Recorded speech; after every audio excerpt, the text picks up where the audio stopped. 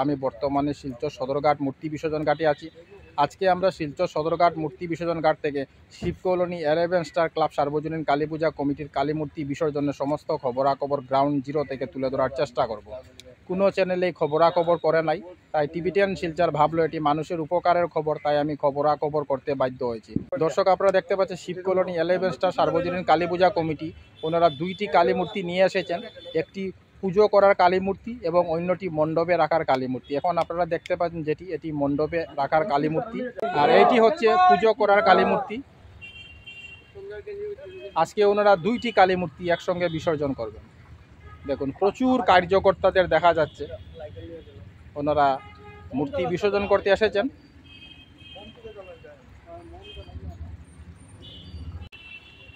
আমি সমস্ত খবরাখবর দেখানোর চেষ্টা করছি।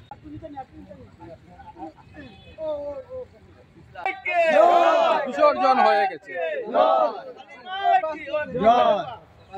শিব কলোনি সার্বজনীন কালী পূজা কমিটির পুজো করার কালী মূর্তি বিসর্জন হয়ে গেছে। শিব কলোনি 11 স্টার ক্লাব সার্বজনীন কালী পূজা কমিটির কালী মূর্তি বিসর্জনের জন্য গাড়ি থেকে নামানো হচ্ছে।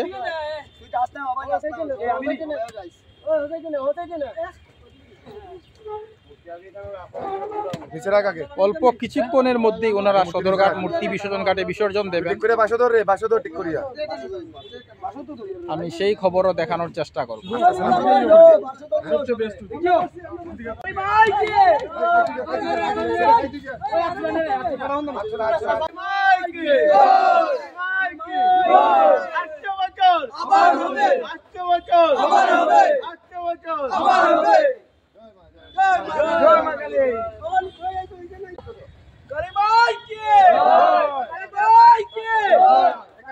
বিসর্জন হয়ে গেছে। শিব কলোনি 11 স্টার ক্লাব সার্বজনীন কালী পূজা কমিটির কালী মূর্তিকে বরাক নদীর জলে বিসর্জন করা হয়ে গেছে। আমি সেই খবরও দেখিয়েছি। ওনারা বিসর্জন করার পর এখন বাড়ির উদ্দেশ্যে রওনা হয়েছেন। অল্প কিছুক্ষণ আগে শিব কলোনি 11 স্টার সার্বজনীন কালী পূজা কমিটির কালী মূর্তিকে সদরঘাট মূর্তি বিসর্জন ঘাটে বিসর্জন করা হয়েছে, কিন্তু এখনও সদরঘাট মূর্তি বিসর্জন ঘাটে প্রচুর কালী মূর্তি রেখে যাওয়া হয়েছে। আমি সেই খবরও দেখানোর চেষ্টা করছি।